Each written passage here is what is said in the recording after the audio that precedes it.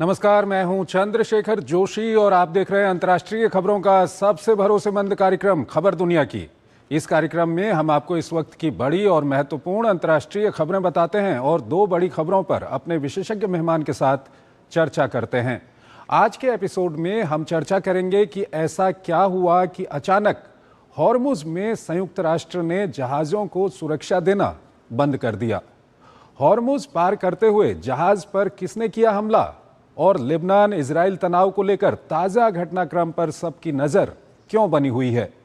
वहीं एपिसोड में हम वेनेजुएला में आए भीषण भूकंप और राहत बचाव कार्यों में आ रही बाधा की भी चर्चा करेंगे और आपको बताएंगे कि भारत ने वेनेजुएला की मदद के लिए क्या कदम उठाया है। होंगी और भी महत्वपूर्ण अंतर्राष्ट्रीय खबरें, लेकिन आइए सबसे पहले आपको दिखाते हैं इस वक्त की अंतर्राष्ट्रीय हेडलाइंस। ईरान ने खाड़ी में अमेरिकी सैन्य मौजूदगी को बताया क्षेत्रीय अस्थिरता की असली जड़। हॉर्मुज पर नियंत्रण को लेकर फिर किया कड़ा रुख, कहा ओमान और ईरान करेंगे जल मार्ग का संचालन।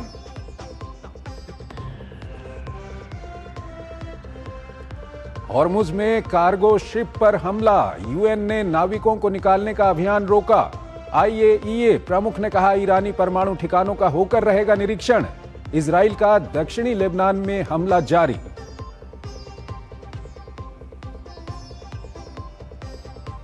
वेनेजुएला में भूकंप से तबाही के बाद राहत और बचाव कार्य युद्ध स्तर पर जारी। सैकड़ों लोग अब भी लापता। मुश्किल घड़ी में वैश्विक समुदाय ने बढ़ाया मदद का हाथ। भारत का ऑपरेशन अमिस्ताद, फील्ड हॉस्पिटल यूनिट समेत भेजी 35 टन मदद।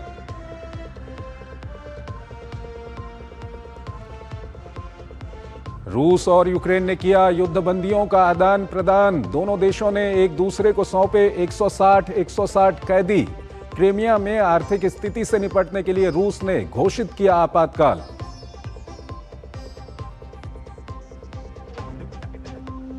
उत्तर कोरिया से मुकाबले के लिए ड्रोन वॉरियर्स को ट्रेन करेगा दक्षिण कोरिया। 2029 तक विभिन्न सेनाओं में तैनाती के लिए 1,10,000 ड्रोन बनाने की योजना। उत्तर कोरिया भी ड्रोन क्षमता बढ़ाने में जुटा।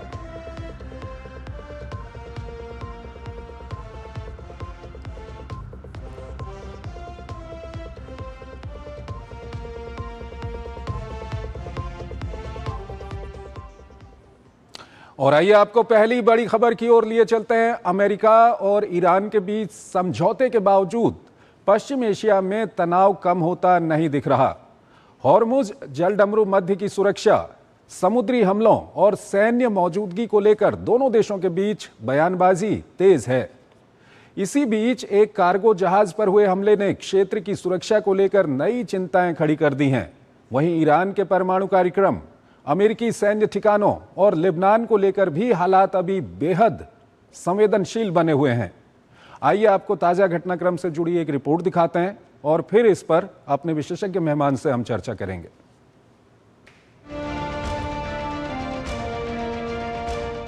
अमेरिका ईरान के बीच हुए समझौते को लेकर दोनों पक्षों की ओर से दिए जा रहे विरोधाभासी बयानों से अंदाजा लगाना मुश्किल नहीं है कि क्षेत्र की स्थिति अभी भी नाजुक बनी हुई है। तेहरान ने एक बार फिर कहा है कि समझौते के अनुसार हॉर्मुज और उसके आसपास के समुद्री क्षेत्रों की सुरक्षा ईरान और ओमान की जिम्मेदारी होगी। इसका मतलब है कि ईरान इस रणनीतिक जलमार्ग की सुरक्षा में बाहरी ताकतों की भूमिका को सीमित देखना चाहता है, लेकिन अमेरिका बार बार कह रहा है कि ईरान को किसी भी हालत में टोल वसूलने नहीं दिया जाएगा। उधर गुरुवार को हॉर्मुज में एक कार्गो शिप पर हमला हुआ है, जिसके बाद संयुक्त राष्ट्र की अंतर्राष्ट्रीय समुद्री संस्था ने जहाजों को सुरक्षा घेरे में निकालने का अपना अभियान रोक दिया है। इस महत्वपूर्ण व्यापारिक मार्ग में 11,000 नाविक फंसे हुए हैं। यह हमला तेहरान की उस चेतावनी के कुछ घंटों बाद हुआ जिसमें उसने जहाजों को बिना मंजूरी वाले रास्तों से न जाने के लिए कहा था। दावा किया जा रहा है कि ईरान ने इस जहाज पर गोलीबारी की है। दूसरी ओर ईरान की पर्शियन गल्फ स्ट्रेट अथॉरिटी ने कहा है कि उनके द्वारा तय किए गए रास्तों से बाहर चलने वाले जहाजों की सुरक्षा की उनकी कोई गारंटी नहीं होगी। जहाज ओमान के तट के पास था, तभी प्रोजेक्टाइल जहाज के दाहिने हिस्से से टकराया।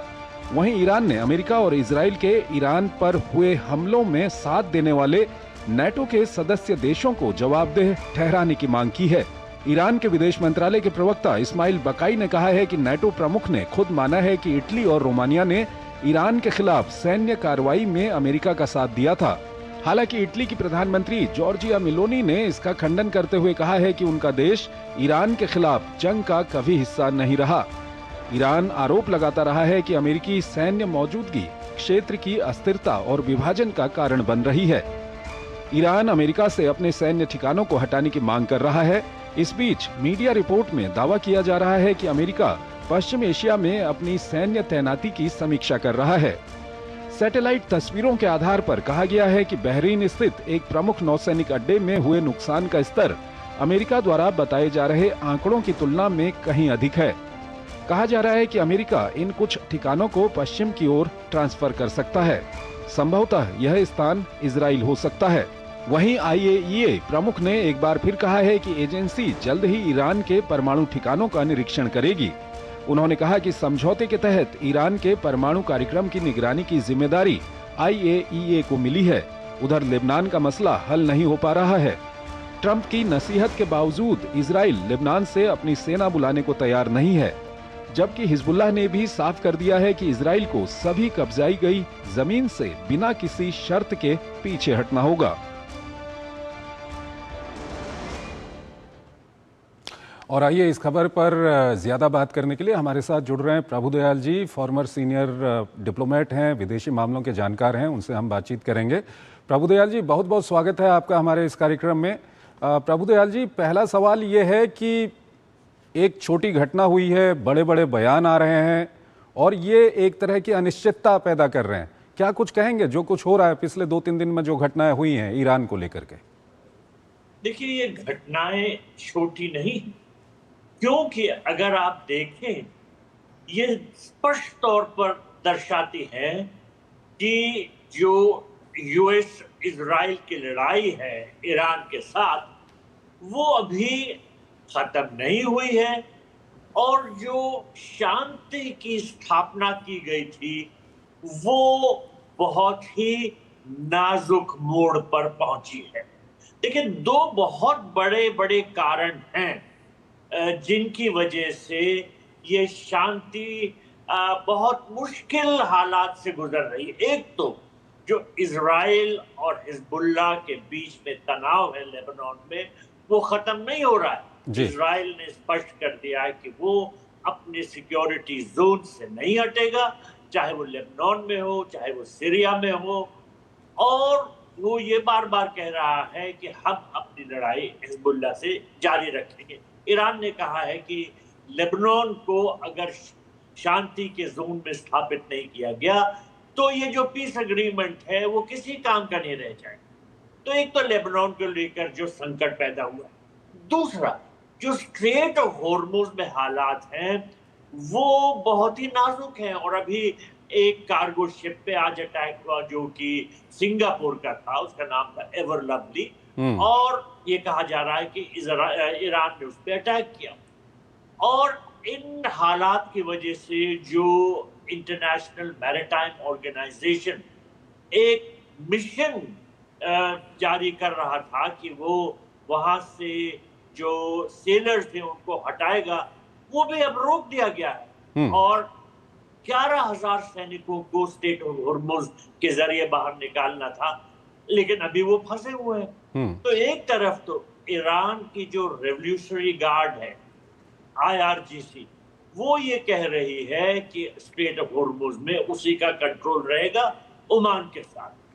प्रभुदयाल जी, लेकिन प्रभुदयाल जी, जब ये समझौता हुआ था वहां पर ये साफ कर दिया गया था कि स्ट्रेट ऑफ हॉर्मुज को पूरी तरह से फ्री रखा जाएगा नेविगेशन के लिए और वहां पर किसी तरह की कोई बंदिशें नहीं होंगी।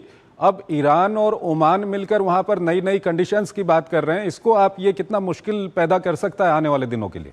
देखिए, ओमान तो कभी कोई नई शर्त नहीं पैदा कर रहा था। ओमान तो अग्री कर रहा था कि वो इस स्ट्रेट ऑफ हॉर्मुज को पूरी तरह वैसे ही रखेगा जैसे पहला था। लेकिन ईरान जो है उसने कभी कभी ये स्पष्ट किया है कि जो अब उसने कंट्रोल स्थापित किया है स्ट्रेट ऑफ हॉर्मुज पे, वो उसे कायम रखना चाहेगा।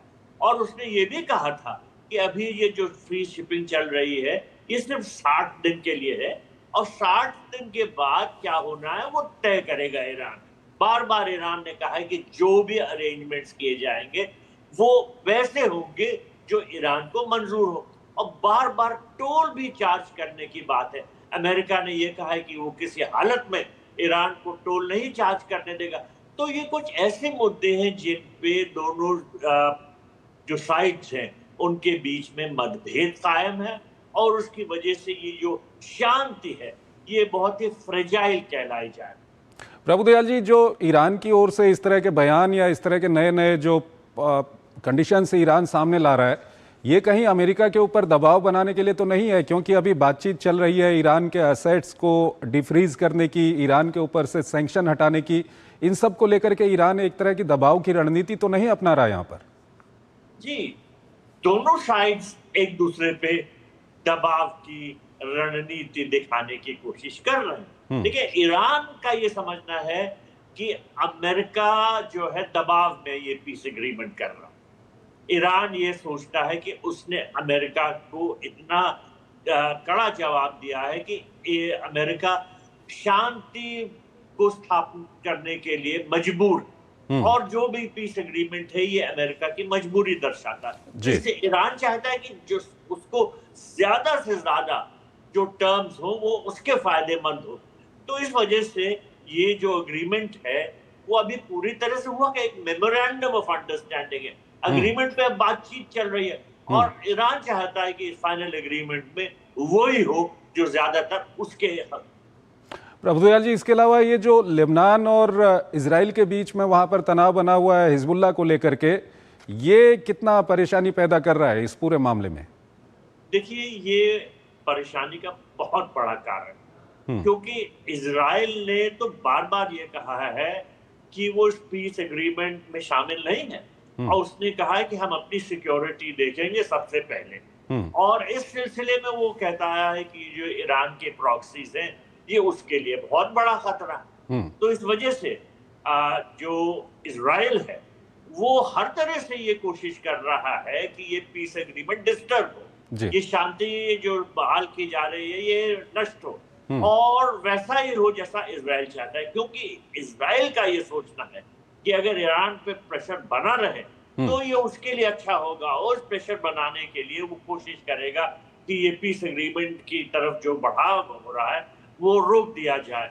और इसके लिए अगर वो लेबनान में अटैक्स करता है तो वो इजराइल का समझना है कि उसके लिए जरूरी है। लेकिन ले देकर असलियत ये है कि ये पीस एग्रीमेंट बहुत नाजुक दौर से गुजर रहा है। प्रभुदयाल जी, एक सवाल और है कि ईरान की ओर से कहा जा रहा है कि अमेरिका का साथ दिया था इटली ने, रोमानिया ने, इस तरह के देशों ने, तो उनकी जवाबदेही तय करने की बात भी की जा रही है। हालांकि जो इटली की प्रधानमंत्री हैं जॉर्जिया मेलोनी, वो इससे बिल्कुल इसका खंडन कर रही हैं। इसको आप किस तरह से देखते हैं? देखिए, इटली की प्राइम मिनिस्टर और प्रेसिडेंट ट्रंप के बीच में तनाव बहुत बढ़ गए, और ये तनाव किसी न किसी तरह से आगे आ रहे हैं। देखिए, ट्रंप साहब चाहते थे कि इटली के बेसिस यूज करें वो ईरान के अटैक्स के लिए। इटली ने उस पे अपनी रजामंदी नहीं दी। इस वजह से ट्रंप में और जॉर्जिया मेलोनी में बहुत खटपट हो गई, और इतनी खटपट हो गई कि भी G7 के संबंध में ट्रंप साहब ने बड़े सख्त बयान दिए कि वो मेरे साथ फोटो लेना चाहती थे वगैरह, और मेलोनी ने उसका बड़ा सख्त जवाब दिया। तो ये टेंशन जो है वो हर तरह से बायलैटरल रिलेशंस में नजर आ रहे हैं। लेकिन यहाँ पर ईरान कह रहा है कि इटली ने अमेरिका का साथ दिया था, उसी का वो खंडन कर रही है। नहीं, क्योंकि कहाँ उनका साथ दिया? अगर साथ दिया होता तो जॉर्जिया मेलोनी अमेरिका को अपने बेसिस इटली में जो है इटालियन बेसिस वो इस्तेमाल करने देती, लेकिन उन्होंने ऐसा नहीं किया। उन्होंने अमेरिका को मना कर दिया जब अमेरिका चाहता था कि ये बेसिस का इस्तेमाल हो। तो अगर ईरान कह रहा है तो ये गलत बात है, और ईरान हो सकता है कि यूरोपियन कंट्रीज पे दबाव डालने की कोशिश कर रहा है कि वो अमेरिका का साथ ना दें इस पूरे पीस नेगोशिएशन के संदर्भ में, और वो न्यूट्रल रहे। तो हो सकता है कि यूरोपियन कंट्रीज को न्यूट्रल रखने के लिए ईरान इस तरह के बयान दे रहा है। ठीक है प्रभुदयाल जी, लंबा आपका कूटनीतिक अनुभव रहा है। अब मेमोरेंडम ऑफ अंडरस्टैंडिंग दोनों देशों के बीच में यहाँ पर साइन हुए हैं, प्रेसिडेंट ट्रम्प ने साइन किए हैं, ईरान के प्रेसिडेंट ने साइन किए हैं। अब जो समझौते के लिए एक बातचीत चल रही है, फाइनल समझौते के लिए, क्या लगता है आपको जिस तरह की ये सिचुएशन बनी हुई है, इसमें ये डिरेल हो जाएगा या कहीं ना कहीं एक समय के बाद जाके एक समझौता होगा, फाइनल समझौता? देखिए, मेमोरेंडम ऑफ अंडरस्टैंडिंग ने तो ये दर्शाया कि दोनों साइड बैठ के बात कर जी। अब ये जो 60 दिन की जो बातचीत है, ये बड़े मुश्किल दौर से जाएगी, क्योंकि जो कुछ ऐसे मसले हैं वो आसानी से हल नहीं होने वाले हैं। लेकिन फिर भी देखिए, ईरान को ये तो मानना ही पड़ेगा कि उसके न्यूक्लियर प्रोग्राम पे लगाम लगेगी, और अगर आईएईए इंस्पेक्टर्स आते हैं तो ये देखना होगा कि ईरान किस हद तक उनको एक्सेस देगा। क्या ईरान उनको सब साइट्स में जाने देगा? ईरान ने तो अब ये भी कहना शुरू कर दिया है कि बहुत से ऐसे न्यूक्लियर हमारे जो चीजें हैं, एनरिच्ड मटेरियल है, वो ऐसी जगह रखा गया है अंडरग्राउंड जहां पर बॉम्बिंग से बहुत नुकसान हुआ और वहां पहुंचा नहीं जा सकता। तो ईरान अड़चनें क्रिएट करेगा, लेकिन प्रेशर उस पर बना रहेगा कि वो न्यूक्लियर एनरिचमेंट प्रोग्राम को कंट्रोल करे और एनरिच्ड यूरेनियम को डाउन स्केल करे और अपना जो वेपन्स प्रोग्राम है पूरी तरह से गिव अप कर दे। ईरान पे प्रेशर जरूर है, लेकिन साथ साथ अमेरिका पे भी बहुत प्रेशर है, और अमेरिका जैसा सोचता रहा है कि वो अपनी मनमानी कर सकता है। मुझे लगता है कि ईरान के युद्ध के बाद उसकी सोच में जरूर कुछ रोक लगेगा। ठीक है, प्रभुदयाल जी हमारे साथ बने रहिएगा। एक और महत्वपूर्ण विषय है, उस पर अभी हम बातचीत करेंगे, लेकिन यहाँ पर हमको एक छोटा सा ब्रेक लेना है। एक छोटा सा ब्रेक लेते हैं यहाँ पर।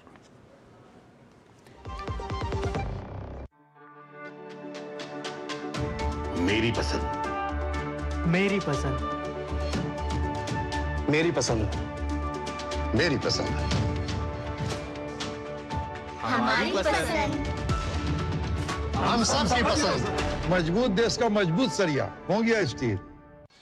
वीडियो लाइक करो, 30,000 कमाओ, सिर्फ 1,000 रुपए सिक्योरिटी डिपॉजिट। माँ थोड़ा ध्यान से, बेटा तू थोड़ा ध्यान से। ऐसे ऑफर्स के चक्कर में कभी किसी को पैसे मत दे देना, कि फ्रॉड है फ्रॉड। आरबीआई कहता है आकर्षक ऑफर देखते ही थोड़ा ध्यान से।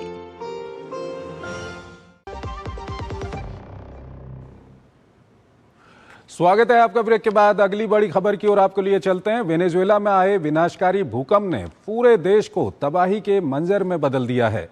मलबे में दबे लोगों को बचाने की जंग जारी है, जबकि मौत का आंकड़ा लगातार बढ़ रहा है। दुनिया भर के देशों ने राहत के लिए हाथ बढ़ाया है और भारत ने भी ऑपरेशन अमिस्ताद के जरिए मदद भेजनी शुरू कर दी है। लेकिन इस सब के बीच दशकों से आर्थिक शिकंजे में जकड़े देश में राहत और बचाव कार्यों को युद्ध स्तर पर चलाने में काफी परेशानी भी आ रही है। आइए आपको ताजा अपडेट से जुड़ी एक रिपोर्ट दिखाते हैं और फिर इस पर अपने विशेषज्ञ मेहमान से हम चर्चा करेंगे।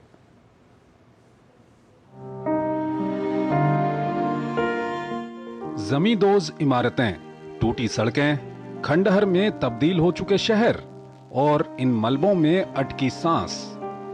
उम्मीदों की तलाश दूसरे दिन भी युद्ध स्तर पर जारी है। उत्तरी इलाकों में आए 7.2 और 7.5 तीव्रता के दो झटकों ने पूरे क्षेत्र को हिला दिया।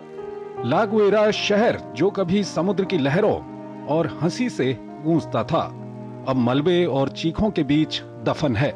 इन्हीं चीखों में एक आशा माँ की भी, जो पिछले 2 दिनों से अपने बेटे को मलबों में ढूंढ रही है।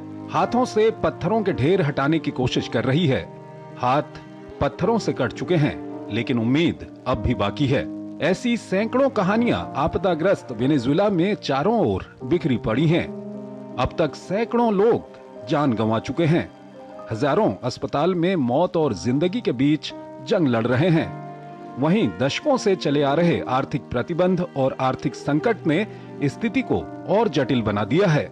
तेल संपन्न होने के बावजूद देश की अर्थव्यवस्था अंतर्राष्ट्रीय वित्तीय प्रणाली से लगभग अलग थलग पड़ चुकी है। इन प्रतिबंधों का सबसे बड़ा असर आम नागरिकों की जिंदगी पर पड़ा है। दवाइयों की कमी, खाद्य संकट और बुनियादी सेवाओं की बदहाल स्थिति पहले से ही मौजूद थी, जिसे अब भूकंप ने और भयावह बना दिया है। विशेषज्ञों का मानना है कि अंतर्राष्ट्रीय सहायता भी कई नियमों में उलझ सकती है, जिससे राहत पहुंचने की रफ्तार धीमी हो सकती है। हालांकि राहत की बात यह है कि अंतरिम राष्ट्रपति डेल्सी रॉड्रिगेज कह रही हैं कि यूएन ने अपने बचाव कर्मियों को उतारने का भरोसा दिया है। अंतर्राष्ट्रीय स्तर पर भी राहत प्रयास तेज हो गए हैं। अमेरिका समेत कई देशों ने मदद भेजने की घोषणा की है। अमेरिका ने युद्धपोत, परिवहन विमान, हेलीकॉप्टर और करीब $150 मिलियन की सहायता भेजने की बात कही है। मुसीबत की इस घड़ी में भारत ने भी वेनेजुएला के मानवीय राहत कार्यों में मदद के लिए खास मेडिकल टीम भेजी है। भारत ने वेनेजुएला को मदद पहुंचाने के इस अभियान को ऑपरेशन अमिस्ताद नाम दिया है। ये स्पेनिश शब्द है जिसका मतलब दोस्ती होता है। विदेश मंत्री जयशंकर ने एक्स पर पोस्ट कर बताया कि भारतीय वायुसेना के 2 विमान वेनेजुएला के लिए रवाना हुए। इस सहायता में भारतीय सेना की एक फील्ड हॉस्पिटल यूनिट और 35 टन से ज्यादा राहत सामग्री, दवाइयां और मेडिकल उपकरण शामिल हैं, जिनमें 2 भीष्म क्यूब्स भी हैं। इसके अलावा फ्रांस, तुर्की, जर्मनी, चीन, नीदरलैंड समेत तमाम देशों ने राहत और बचाव कार्य में मदद की पेशकश की है। मृतकों में कई विदेशी नागरिक भी शामिल हैं, जिनमें स्पेन, पुर्तगाल, ब्राजील, इटली और चीन के नागरिक बताए जा रहे हैं। स्पेन सरकार ने ये भी बताया है कि 80 स्पेनिश नागरिक अभी भी लापता हैं। अब सबसे बड़ा सवाल यही है कि वेनेजुएला को इस विनाश से उबरने में कितना समय लगेगा। इसका जवाब इस बात पर निर्भर करेगा कि अंतर्राष्ट्रीय सहयोग कितनी तेजी से जमीन पर उतरता है। फिलहाल मलबे के बीच सबसे बड़ी जरूरत समय पर मदद की है, क्योंकि हर गुजरता पल जीवन और मृत्यु के बीच की दूरी को और बढ़ा रहा है। प्रभुदयाल जी हमारे साथ जुड़े हुए हैं, विदेशी मामलों के जानकार हैं, फॉर्मर सीनियर डिप्लोमेट हैं, उनसे हम बातचीत करेंगे। प्रभुदयाल जी, कल वेनेजुएला में जो भूकंप आया वहां पर भारी तबाही वहां पर मची हुई है। पीएम मोदी ने संवेदना जताई और मदद का हाथ बढ़ाया वेनेजुएला के लिए। वेनेजुएला की जो कार्यवाहक राष्ट्रपति हैं डेल्सी रॉड्रिगेज, उन्होंने भी इसके लिए धन्यवाद दिया। और आज हमने खबर दिखाई कि किस तरह से भारत की ओर से 2 विमान वहां पर भेजे गए हैं पूरे राहत सामग्री के साथ। भारत के इस कदम को किस तरह से आप देखेंगे, क्या कुछ कहेंगे? देखिए, वेनेजुएला पे बहुत बड़ा संकट आया था। एक नहीं, वो दो अर्थक्वेक्स आए और उनकी जो कैपेसिटी थी, जो उनके पावर थी, वो 7.2 और 7.5 मैग्नीट्यूड, और इससे बहुत तबाही हुई। तो देखिए, भारत तो हमेशा से दूसरे देशों की सहायता करने की कोशिश करता जी। आपको याद होगा कि कोविड के दौरान हमने तमाम कंट्रीज को मेडिसिन भेजी थी और इम्यूनिटी उनकी बढ़ाने के लिए उनको दवाइयाँ भेजी थी। उसके बाद आपको याद होगा कि टर्की में एक बड़ा भारी अर्थक्वेक आया था और टर्की हमारा साथ नहीं देता था कई मामलों में, जैसे वो पाकिस्तान का सपोर्ट करता था कश्मीर इशू पे। लेकिन फिर भी हमने एक ऑपरेशन दोस्त कायम किया और ऑपरेशन दोस्त के तहत हमने वहां के लोगों के लिए सहायता भेजी पूरी तरह से। जहां जहां अर्थक्वेक्स इस तरह के मैटर्स हुए, हमने सहायता की। अभी अफगानिस्तान को बहुत सहायता। तो ये वेनेजुएला पे जो ये अर्थक्वेक आया, तो ये उनके लिए बहुत ही बड़ा संकट है। दूसरे देश भी उनको बहुत सहायता भेज रहे हैं और भारत इसमें पीछे हटने वाला नहीं है। अब मैं एक चीज बताऊं, डेल्सी रॉड्रिगेज अभी हाल में ही भारत के दौरे पे आई थी और हमारे बायलैटरल रिलेशंस वेनेजुएला के साथ और अच्छे होते जा रहे हैं और हम उनसे ऑयल बहुत खरीदने की कोशिश कर रहे थे। वेनेजुएला चाहता था कि हमको एक्सपोर्ट करे ऑयल, लेकिन अभी ये अर्थक्वेक की वजह से इस मामले में थोड़ा संकट आ जाएगा, क्योंकि उनका इंफ्रास्ट्रक्चर डैमेज होगा। फिर भी हम जो भी सहायता कर सकते हैं, हमारे प्रधानमंत्री मोदी जी ने स्पष्ट कर दिया है कि वो वेनेजुएला की सहायता करेंगे और इस संकट के दौर में वेनेजुएला को बाहर निकालने के लिए और जो कर सकते हैं वहां के लोगों की सहायता करने के लिए वो भारत करेंगे। प्रभुदयाल जी, बहुत बहुत शुक्रिया आपका। आप हमारे इस कार्यक्रम में जुड़े और दोनों ही महत्वपूर्ण विषयों पर आपने अपना महत्वपूर्ण विश्लेषण हमारे दर्शकों के साथ साझा किया। इसी के साथ अंतर्राष्ट्रीय खबरों के हमारे इस खास कार्यक्रम को हम यहीं पर समाप्त करते हैं, लेकिन जाते जाते आपको छोड़ जाते हैं आज की कुछ और बड़ी और महत्वपूर्ण अंतर्राष्ट्रीय खबरों के साथ। आप इन खबरों को देखिए और हमारी पूरी टीम को इजाजत दीजिए। नमस्कार। किंग किंग चार्ल्स तृतीय और क्वीन कैमिला ने बकिंघम पैलेस में चल रही नवीनीकरण परियोजना के अगले साल पूरा होने के बाद बकिंघम पैलेस को अपने निजी निवास के रूप में उपयोग न करने का फैसला लिया है। ब्रिटेन के शाही परिवार के अनुसार इस फैसले का उद्देश्य देश के इस प्रतिष्ठित स्थल तक आम जनता की पहुंच बढ़ाना है। 25 जून को की गई इस घोषणा के अनुसार लगभग 200 सालों में पहली बार सम्राट का आधिकारिक निवास बकिंघम पैलेस नहीं रहेगा। क्लेरेंस हाउस लंदन में राजा और रानी का आधिकारिक निवास होगा।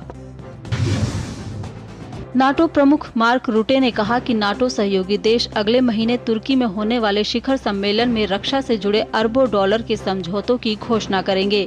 साथ ही वे रक्षा खर्च के लक्ष्यों के प्रति अपनी प्रतिबद्धता और यूक्रेन के लिए अपने समर्थन को भी दोहराएंगे। उन्होंने कहा कि ये बैठक रूसी राष्ट्रपति व्लादिमीर पुतिन को एक कड़ा संदेश देगी कि 32 सदस्यों वाला यह गठबंधन रूस के किसी भी कदम का जवाब देने के लिए तैयार है। दक्षिण कोरिया उत्तर कोरिया का मुकाबला करने के लिए अपनी ड्रोन और ड्रोन रोधी क्षमताओं का तेजी से विस्तार करेगा, जिसमें 5 लाख ड्रोन योद्धाओं को प्रशिक्षण देना और अग्रिम पंक्ति की सैन्य इकाइयों में हजारों मानव रहित ड्रोन वितरित करना शामिल है। रक्षा मंत्री आन ग्यू बैक ने कहा कि सेना ने 2029 तक 60,000 ड्रोन बनाने की योजना बनाई है, जिन्हें सेना, नौसेना, वायुसेना और मरीन में तैनात किया जाएगा। ये घोषणा उत्तर कोरिया द्वारा कुछ नए हथियारों के परीक्षण के बाद की गई है। जापान में तेज बारिश और 2 ट्रॉपिकल तूफानों के खतरे के कारण यातायात बाधित हो गई है। अधिकारियों ने लैंडस्लाइड की गंभीर चेतावनी जारी की है और 10 लाख लोगों को सुरक्षित जगहों पर जाने का आदेश दिया है। लैंड मिनिस्ट्री ने बताया कि 200 से ज्यादा उड़ानें रद्द कर दी गई हैं और दर्जनों ट्रेन सेवाएं रोक दी गई हैं, जबकि कई एक्सप्रेसवे बंद कर दिए गए हैं। ताइवान के कुछ हिस्सों में भी स्कूल और कार्यालय बंद कर दिए गए हैं। डेमोक्रेटिक रिपब्लिक ऑफ कांगो ने इबोला से प्रभावित इलाकों से लौटने वाले किसी भी व्यक्ति के लिए विदेश यात्रा करने से पहले 21 दिन का क्वारंटीन अनिवार्य कर दिया है।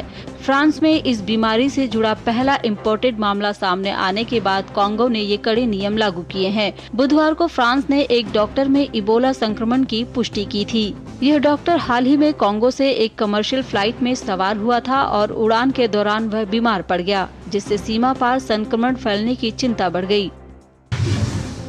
फ्रांस की राजधानी पेरिस में हीट वेव से होने वाली स्वास्थ्य समस्याओं को रोकने के लिए आज दोपहर से पेरिस में लोगों के सार्वजनिक जगहों पर शराब पीने पर रोक लगा दी गई है। पेरिस पुलिस की ओर से इस संबंध में एक आदेश जारी किया गया है, जिसमें कहा गया है कि तेज धूप में शराब पीने के बहुत बुरे नतीजे हो सकते हैं।